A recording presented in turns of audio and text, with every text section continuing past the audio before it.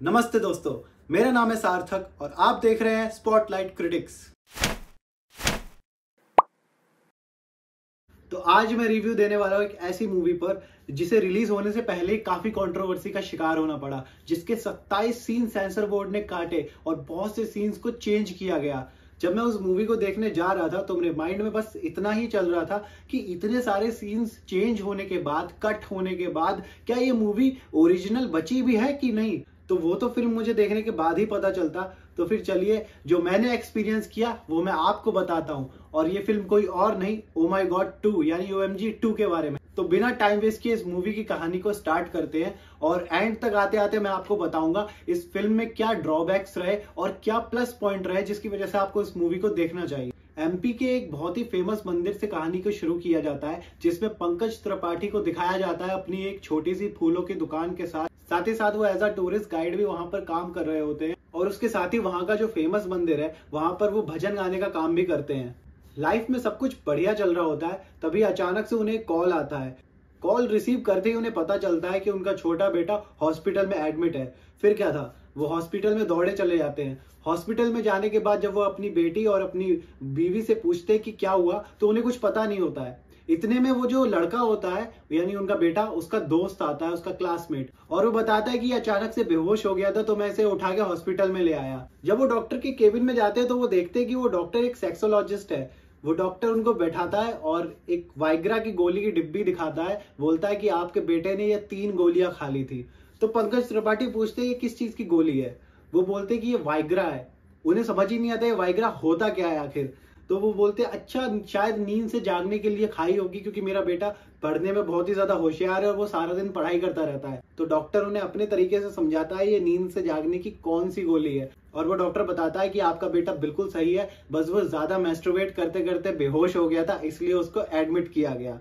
ये सुनकर पंकज त्रिपाठी एकदम से चौंक जाते हैं कि ऐसा कैसे हो सकता है। फिर डॉक्टर उनसे बोलता है कि आप बिल्कुल भी गुस्सा मत करना अपने बच्चे पर, नहीं तो मामला और भी ज्यादा बिगड़ सकता है। ये सुनकर पंकज त्रिपाठी और भी ज्यादा दुखी हो जाते हैं। वो डॉक्टर के केबिन से बाहर निकलते हैं और अपनी पत्नी और अपनी बेटी के पूछे जाने पर कि आखिर उसे हुआ क्या है, वो झूठ बोल देते हैं कि कुछ नहीं, वो ज्यादा पढ़ रहा था, इस वजह से बीमार हो गया, उल्टी उल्टी आ गई। और अगर कोई पूछे मोहल्ले में कि इसको क्या हुआ है तो बोल देना कि पित्त आ गई थी। तुम लोग घर पहुंचो, मैं भी पीछे से इसको घर लेकर आता हूँ। ये बोलकर पंकज त्रिपाठी अपनी बीवी और अपनी बेटी दोनों को घर पे भेज देते हैं। फिर जब वो अपने बेटे से मिलते हैं तो उससे बोलते हैं कि इस चीज को यहीं पर भूल जाओ और अपनी पढ़ाई पर ध्यान दो। अगले दिन जब वो अपने बेटे को स्कूल छोड़ने जाते हैं तो उन्हें अपने बेटे का वही दोस्त मिलता है जिसने उसको कल एडमिट कराया था। तो वो उसको अपने पास बुलाते हैं और उससे बोलते हैं कि मुझे तुमसे कुछ पूछना है। तो वो अकेले में ले जाकर जब वो पूछते हैं, बोलते हैं कि बताओ क्या हुआ, ऐसा उसने क्यों किया। तो पूछने पर पता चलता है कि स्कूल के कुछ लड़के हैं जो कि बहुत ज्यादा बदतमीज हैं, डेली परेशान करते थे और कुछ इस तरीके की बातें बोलते थे कि तुम्हारा छोटा है, मेरा कितना बड़ा है, इस तरीके की वल्गर बातें बोलते थे। ऐसी चीजें सुन सुन के उनका लड़का धीरे धीरे डिप्रेशन में जाने लगा था और अपने प्राइवेट पार्ट को बड़ा करने के चक्कर में उसने अलग अलग तरीके अपनाना चालू कर दिए। सबसे पहले तो उसने बहुत ज्यादा एक्सेसिव मैस्टरबेट करना चालू कर दिया। जब उससे भी कुछ नहीं हुआ तो उसके बाद उसको एक बंगाली बाबा मिला जिससे उसने तेल खरीदा। 8-10 तेल की बोतल खत्म करने के बाद भी जब 1 सेंटीमीटर भी साइज नहीं बढ़ा तो उसके बाद वो एक झोला छाप डॉक्टर के पास गया। जब उस झोला छाप डॉक्टर की मेडिसिन भी काम नहीं आई तो उसको कहीं से पता चला वाइग्रा के बारे में। तो फिर क्या था, वो गया मेडिकल स्टोर पे और उसने वाइग्रा की गोली खरीद ली। अब वाइग्रा खरीदने के बाद उसने एक गोली खाई। जब एक गोली से कुछ नहीं हुआ तो 5-10 सेकंड बाद उसने दूसरी गोली भी खाई। उससे भी कुछ नहीं हुआ तो तीसरी गोली खाई और उसके बाद ये प्रॉब्लम क्रिएट हुई जिसकी वजह से उसे हॉस्पिटल जाना पड़ा। तो इतना सब सुनने के बाद पंकज त्रिपाठी के होश उड़ जाते हैं। फिर वो पूछते हैं क्या तुमने ऐसा कुछ करने की कोशिश की। तो वो जवाब देता है कि मैं अभी इस पर ट्राई कर रहा था, अगर इसका एक्सपेरिमेंट सक्सेसफुल हो जाता तो मैं भी ट्राई करने वाला था। ये सुन के तो वो और ज्यादा हैरान हो जाते हैं और उसको बोलते हैं कि आगे से ऐसी कोई हरकत मत करना और इस बात को किसी को बताना मत, यहीं पर दबा देना। उसके अगले दिन उनको अचानक से फिर से कॉल आता है स्कूल से और पता चलता है कि स्कूल के टॉयलेट रूम में मैस्टरबेट करते हुए किसी ने उसकी वीडियो लीक कर दी और वो धीरे धीरे इंटरनेट पे वायरल हो गई। वो स्कूल से मोहल्ले तक, मोहल्ले से पूरे MP तक फैल गई और MP से पूरे इंडिया तक फैल गई। उसके बाद स्कूल वालों ने पंकज त्रिपाठी से बोला कि आप अपने बच्चे को यहाँ से ले जाइए, हम इसका रेस्ट्रिक्शन लेटर आपको दे रहे हैं और अगर आप इसको लेकर नहीं गए तो हम इसका ऐसा रेस्ट्रिक्शन लेटर बनाएंगे कि इसको पूरे इंडिया में क्या पूरी दुनिया में कहीं भी एडमिशन नहीं मिलेगा। तो ये सुनकर पंकज त्रिपाठी बहुत ही ज्यादा परेशान हो जाते हैं और वो रेस्टिगेशन लेटर लेकर अपने घर वापस आ जाते हैं और घर आकर अपने परिवार से बोलते हैं कि हम कुछ दिन के लिए सहारनपुर जाएंगे। पहले तो वो लोग समझ नहीं पाते कि आखिर हुआ क्या है। बाद में जब वो वीडियो वायरल होकर पूरे मोहल्ले में पहुंच जाती है ना, तो धीरे धीरे उनकी बीवी को और उनकी बेटी को पता चलता है कि उनके साथ क्या हुआ है। सहारनपुर जाने की एक रात पहले पंकज त्रिपाठी को फिर से एक कॉल आता है। वो कॉल होता है पुलिस स्टेशन से। जब वो पुलिस स्टेशन जाते हैं तो पता चलता है कि वो जो लड़का जिसने वीडियो अपलोड की थी उसका मर्डर करने के लिए उनका बेटा चाकू लेके उनके घर पहुंच गया था और उसके जो फादर थे वो उसको पकड़ के लेकर आए पुलिस स्टेशन और उस पर केस करने वाले थे। इतना सब देख के पंकज त्रिपाठी के फिर से होश उड़ जाते हैं। लेकिन उस पुलिस स्टेशन में एक और इंसान मौजूद होता है और वो कोई और नहीं, खुद अक्षय कुमार होते हैं, जो कि शिवजी नहीं, शिवजी के भक्त बन के आए हुए होते हैं, यानी कि शिवजी के दूत बन के आए हुए होते हैं। यही वो पहला सीन है जिसे सेंसर बोर्ड ने चेंज किया है। जब फिल्म शूट हुई थी और ट्रेलर रिलीज हुआ था तो इस तरीके से पोर्ट्रे किया गया था कि अक्षय कुमार शिव बनकर आए हैं, यानी कि महाकाल बनकर फिल्म में आए हैं। लेकिन सेंसर बोर्ड ने उसे चेंज कर दिया। उन्होंने बोला कि ऐसा दिखाओ कि तुम मैसेंजर बन के आए हो, तुम डायरेक्ट शंकर भगवान बन के नहीं दिखा सकते हो। तो वो सीन चेंज हुआ, तो उसमें उन्होंने एक एक्स्ट्रा एड ऑन किया है। फिल्म में ही दिखाया जाता है कि शंकर भगवान बोलते हैं नंदी से, मेरे एक भक्त है, उस पर एक बहुत बड़ी विपदा आने वाली है, मेरे एक सबसे खास दूत को भेजो जो उसकी मदद कर सके। तो अक्षय कुमार उनके खास दूत बनकर आते हैं और वो नाटक करते हैं पुलिस स्टेशन में कि मेरा सामान खो गया है, मेरा सामान लाके दो। इस तरीके से पूरे पुलिस स्टेशन में वो हंगामा मचा रहे होते हैं। वही दूसरी ओर पंकज त्रिपाठी अपने बेटे का वो केस निपटा रहे होते हैं और वो अपने बेटे से माफी मांगने को बोलते हैं। उनका बेटा सभी से माफी मांग लेता है और अपना सारा सामान पैक कर सहारनपुर जाने वाले होते हैं। वो देर रात को स्टेशन पे सुबह की पहली ट्रेन का इंतजार कर रहे होते हैं। वहां पर सभी लोग सो रहे होते हैं। तभी पंकज त्रिपाठी, एक बंदा जो कुर्सी पर लेटा हुआ होता है, उससे बोलता है कि भाई साहब जरा साइड हो जाना। जो बंदा उस बेंच पर लेटा हुआ होता है उसकी आवाज पंकज त्रिपाठी को थोड़ी जानी पहचानी सी लगती है। जैसे ही वो उसका चादर हटाते हैं, देखते हैं कि अक्षय कुमार वहां पर लेटे हुए हैं। अक्षय कुमार बोलते हैं कि आओ बगल में बैठ जाओ आके, और वो उनको इनडायरेक्टली समझाने की कोशिश करते हैं कि तुम्हारे बेटे के साथ जो हुआ उसमें उसकी कोई भी गलती नहीं थी, उसमें गलती सबसे पहली तुम्हारी थी, तुमने अपने बेटे को नहीं समझा, और साथ ही साथ स्कूल की गलती थी जिन्होंने उसको इस तरीके की एजुकेशन नहीं दी। उन दोनों के बीच में बात हो ही रही होती है, तभी पीछे से उनका बेटा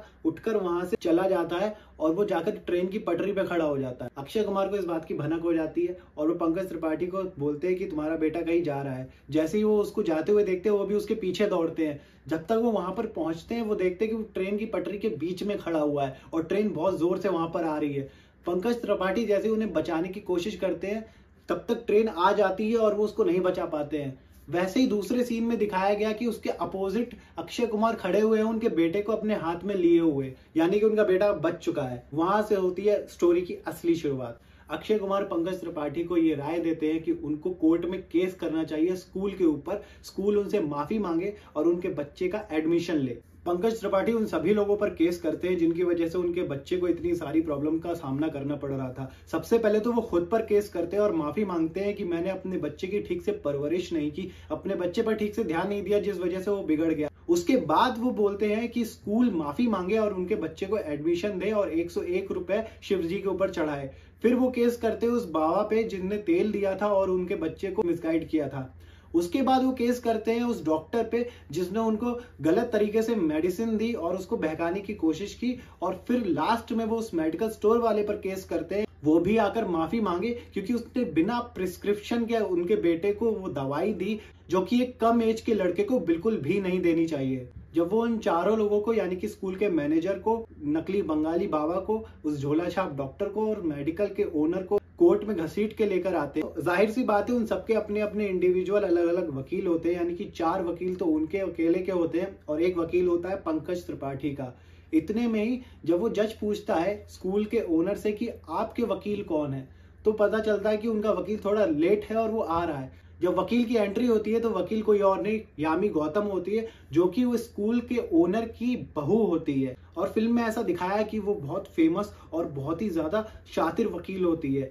यामी गौतम जितने भी 3 वकील होते हैं जो बाकी लोगों का केस लड़ने के लिए आए होते हैं उनको बुलाती है, और साथ ही साथ वो पंकज त्रिपाठी के वकील को भी एक कोने पे बुलाती है और उनसे कुछ बात करती है। थोड़ी देर में ही सारे वकील अपना बैग उठाते हैं और वो केस को छोड़कर चले जाते हैं। जब पंकज त्रिपाठी का वकील वहां से जा रहा होता है तो पंकज त्रिपाठी हैरान हो जाते हैं और वो पूछते हैं आप ऐसा क्यों कर रहे हो। तो वो बोलते हैं कि ये जो वकील है ये बहुत ज्यादा शातिर है और ये मुझे धमकी दे रही थी कि मेरी बेटी को भी कोर्ट में घसीट के लाएगी क्योंकि वो भी उस स्कूल में पढ़ती है और उससे वल्गर बातें पूछेगी, तो इससे अच्छा है आप वहां से चले जाएं। तो ये बोलकर वो वकील भी केस छोड़ देता है। अब जब जज पंकज त्रिपाठी से पूछता है कि तुम्हारे पास तो कोई वकील है ही नहीं, अब केस लड़ेगा कौन, तो वो बोलते हैं कि आप मुझे एक तारीख दे दीजिए, मैं अपना केस खुद लड़ूंगा। तो जज उन्हें एक तारीख दे देते हैं, चलिए ठीक है, ये देखने के लिए कि क्या होता है। और वो उनसे बोलते हैं कि आपको उस तारीख को ये प्रूव करना पड़ेगा कि हम आपका केस क्यों लें फैक्ट के साथ। तो जब कोर्ट की अगली तारीख होती है तो सबसे पहले पंकज त्रिपाठी को फैक्ट के साथ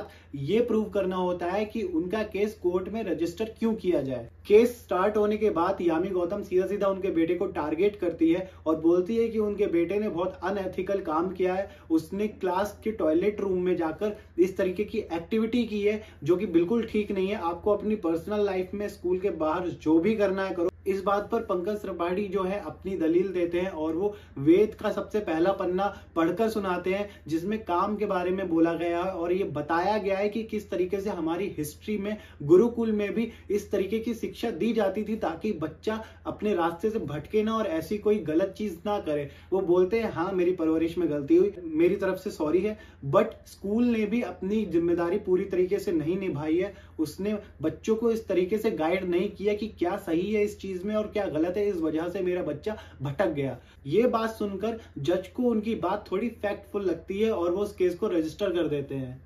इस फिल्म में 4 से 5 कोर्ट की हियरिंग दिखाई गई है जिसकी हर एक तारीख के बाद अक्षय कुमार पंकज त्रिपाठी के पास आते हैं और बड़े मजाकिया तरीके में उनको समझाते हैं कि किस तरीके से उनको अपना आगे केस लड़ना है, किस तरीके से तैयारी करनी है। आपने OMG 1 में देखा होगा परेश रावल को जिस तरीके से वो हिंट दे दे के समझाते हैं, उनको केस की तैयारी करना सिखाते हैं। सेम तरीके से अक्षय कुमार इस फिल्म में भी पंकज त्रिपाठी को हिंट देते हैं हर एक केस हियरिंग के बाद ताकि वो अपने अगली हियरिंग के लिए प्रिपेयर हो जाए। और पंकज त्रिपाठी उनकी दी हुई पहेली को सुलझाते हैं और समझते हैं उन्होंने ऐसा बोला तो क्यों बोला और उसका उस केस से क्या रिलेशन है, और ऐसा कर करके वो अपने केस में आगे बढ़ते चले जाते हैं। अब बात कर लेते हैं फिल्म के कुछ पॉजिटिव पॉइंट्स के बारे में और कुछ नेगेटिव पॉइंट्स के बारे में। सबसे पहले हम बात करेंगे फिल्म के पॉजिटिव पॉइंट्स के बारे में। तो फिल्म में बहुत ही अच्छा सोशल मैसेज देने की कोशिश की गई है सेक्स एजुकेशन को लेकर, जिसकी नीड 2023 में भी काफी है क्योंकि आज भी हमारे काफी स्कूल्स में बेसिक सेक्स एजुकेशन भी नहीं दी जाती है। जैसे गुड टच क्या होता है, बैड टच क्या होता है, मेंस्ट्रुएशन हेल्दी है या नहीं है, उसके बारे में भी कुछ नहीं बताया जाता है। जिस वजह से स्टोरी में जो बच्चा दिखाया है ऐसी प्रॉब्लम का शिकार काफी बच्चे अपने टीन एज में हो जाते हैं। फिल्म में हमारे वेद और पुराणों का भी काफी ज्यादा जिक्र हुआ है और उसमें यह दिखाया गया है कि किस तरीके से हमारी सालों पुरानी सभ्यता को अंग्रेजों ने आकर चकनाचूर कर दिया और आज भी हम अंग्रेजों के बनाए हुए उस दकियानूसी एजुकेशनल सिस्टम के गुलाम हैं और हम अपनी पुरानी सभ्यता को किस तरीके से पूरी तरह से भूल चुके हैं। ओवरऑल फिल्म बहुत ही ज्यादा इंगेजिंग है। आपको फिल्म देखने के बाद ऐसा बिल्कुल भी फील नहीं होगा कहीं पर भी कि आपकी कनेक्टिविटी फिल्म से लूज हो रही है या आपको बोरियत फील हो रही है। फिल्म में काफी सारी कॉमेडी, काफी सारे मोटिवेशनल सीन्स हैं जिसे देखकर काफी ज्यादा मजा आता है। काफी टाइम बाद अक्षय कुमार फिर से अपनी पुरानी फॉर्म में आए। उन्होंने काफी टाइम बाद फिर से कॉमेडी का जॉनर पकड़ा है जो कि उन पर हमेशा से ही सूट करता रहा है। तो फिल्म तो ऑब्वियस सी बात है कहीं से बोरिंग हो ही नहीं सकती है। अब बात कर लेते हैं फिल्म के कुछ नेगेटिव पॉइंट्स के बारे में और ये मेरा पर्सनल पॉइंट ऑफ व्यू है। जब आप फिल्म देखेंगे हो सकता है आपका पॉइंट ऑफ व्यू कुछ और हो। जब मैं फिल्म देख रहा था तो मुझे ओवरऑल फिल्म देखने के बाद ऐसा लगा कि जो फिल्म है ना वो मेंस्ट्रुएशन पर लेकर बहुत ज्यादा अटकी हुई है। उनका मेन पॉइंट था सेक्स एजुकेशन को लेके और सेक्स एजुकेशन में मेंस्ट्रुएशन सिर्फ एक पार्ट है। सेक्स एजुकेशन तो एक बहुत बड़ा टॉपिक है बट उसमें ज्यादातर फोकस मेंस्ट्रुएशन को लेकर किया गया है। फिल्म में दिखाया जाता है ये बोलते हुए कि मेंस्ट्रुएशन बहुत ही ज्यादा हेल्थी प्रोसेस है और उसको करने से कोई दिक्कत नहीं होती है, बट उसको इस तरीके से शायद फिल्म में हाईलाइट किया है कि आप कितना भी मेंस्ट्रुएट करें आपको कोई दिक्कत नहीं होने वाली है।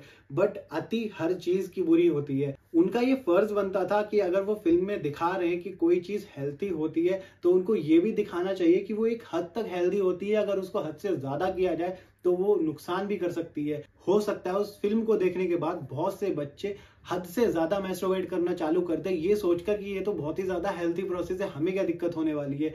बट बात वहीं पर आकर अटकती है कि हर चीज की एक लिमिट होती है, बट उस लिमिट को उस फिल्म में डिफाइन नहीं किया गया है। वैसे तो यामी गौतम को उस फिल्म में बहुत ही ज्यादा हाईली एजुकेटेड, बहुत ही बड़ा लॉयर दिखाया गया है, बट उन्होंने फिल्म में बार बार हमारे जो फंडामेंटल राइट्स है उनका उल्लंघन किया है। जैसे वो फिल्म में हर किसी को ये बोलते हुए नजर आई है कि कौन है वो बेशरम बाप, कौन है वो बेशरम फैमिली, कौन है वो ये, कौन है वो। बहुत ही ज्यादा घटिया तरीके के वर्ड्स उन्होंने यूज किए हैं जो हमारे फंडामेंटल राइट्स का सीधा सीधा वॉयलेशन है। जब राइटर फिल्म के डायलॉग्स लिख रहा था तो शायद वो ये भूल गया था कि एक लॉयर को भी अपनी हद में रहना होता है। अगर वो कोर्ट में इस तरीके की बातें करता है किसी को भी लेकर, कोर्ट में आए हुए किसी विक्टिम या कोर्ट में आए हुए किसी गवाह को लेकर, जब कोई भी वकील इस तरीके के कमेंट पास करता है कि तुम बेशरम हो, तुम बदतमीज हो, तुम बेहया हो, तो उस पर भी मानहानि का केस हो सकता है। एंड में दिखाया जाता है कि कोर्ट के बाहर बहुत भीड़ लगी हुई होती है और इस बार जो जज साहब होते हैं वो कोर्ट के अंदर कमरे में नहीं बल्कि बाहर सबके सामने डिक्लेयर करने की कोशिश करते हैं। तो यामी गौतम वहां सभी से एक सवाल करती है कि आप लोग तैयार हो सेक्स एजुकेशन के बारे में पढ़ने के लिए? तो वहां पे एक लड़का खड़े होकर जवाब देता है कि हाँ, हमें चाहिए सेक्स एजुकेशन, हमारे एजुकेशन सिस्टम में इंक्लूड हो। तो वो सीधा सीधा बोलती है, कौन है ये बेशरम बाप का लड़का? तो पता चलता है कि वो जो जज वहां पर बैठा हुआ है वो उसी का बेटा था।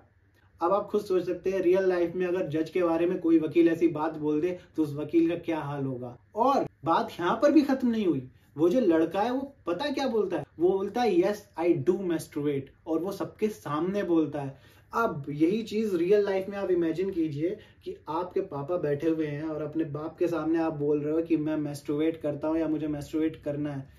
प्रैक्टिकली पॉसिबल है क्या ये चीज? इतने जूते पड़ेंगे। तो फिल्म में जो सोशल मैसेज दिया है वो तो बहुत अच्छा है, बट कुछ चीजें ना बहुत ज्यादा ओवर द टॉप करके दिखाई गई है। आप खुद इमेजिन कर सकते हैं, कोई लड़का मोबाइल लेके बाथरूम में जा रहा है, उसके पापा पूछते हैं किधर जा रहे हो, और वो क्या जवाब देता है? कुछ नहीं डैडी, बस मैस्टरबेट करने जा रहा हूँ। मतलब इतना भी हल्का टॉपिक नहीं है ये। आप जब फिल्म देखेंगे तो आपको लगेगा फिल्म के सीन्स देखकर कि अक्षय कुमार खुद महादेव हैं, क्योंकि जब शूट हो रहा था तो शूट भी इसी तरीके से हुआ था कि अक्षय कुमार को महादेव बनाया गया था। बट उसमें डायलॉग्स के जरिए ये प्रूव करने की कोशिश की गई है कि नहीं, वो एक मैसेंजर है। बट फिल्म के सीन्स इस तरीके से हैं कि वो खुद महादेव ही दिखाए गए हैं, क्योंकि अब ऑब्वियस सी बात है फिल्म खत्म होने के बाद सेंसर बोर्ड ने बोला कि इसके सीन चेंज कर दो, तो इतने सीन तो चेंज हो नहीं सकते, नहीं तो फिल्म का पूरा बजट ही हिल जाता। तो उन्होंने बस बर्बली बता दिया है कि ये दूत है महादेव जी के, लेकिन फिल्म के सीन से यही पता चल रहा है कि वो खुद महादेव हैं। अब बात कर लेते हैं फिल्म की डबिंग की। लास्ट मोमेंट में इतने ज्यादा सीन्स चेंज हुए हैं, इतने ज्यादा डायलॉग चेंज हुए हैं, जब आप फिल्म देखेंगे तो कहीं कहीं आपको ऐसा लगेगा कि अक्षय कुमार जो बोल रहे हैं ना, वो लिप्स कुछ और हिला रहे हैं और डायलॉग्स कुछ और निकल रहे हैं। वो बिल्कुल साफ साफ दिखाई देता है। मतलब डबिंग होने के बावजूद भी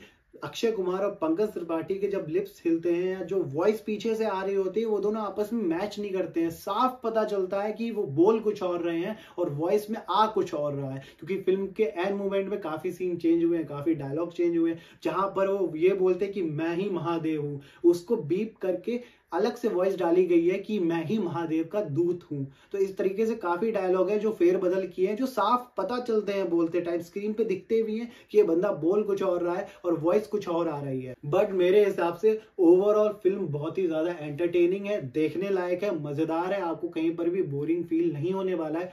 फिल्म बहुत ही ज्यादा अच्छी है, आपको देखना चाहिए। तो मेरी तरफ से तो इसका पॉजिटिव फीडबैक ही है। अगर आपको मेरा रिव्यू पसंद आया तो उसे लाइक कीजिए, शेयर कीजिए, सब्सक्राइब कीजिए और कमेंट में जरूर बताइए कि आपको अगली कौन सी फिल्म या वेब सीरीज का रिव्यू चाहिए, और इसको ज्यादा से ज्यादा शेयर कीजिए। मिलते हैं आपको नेक्स्ट रिव्यू वीडियो में। Good bye.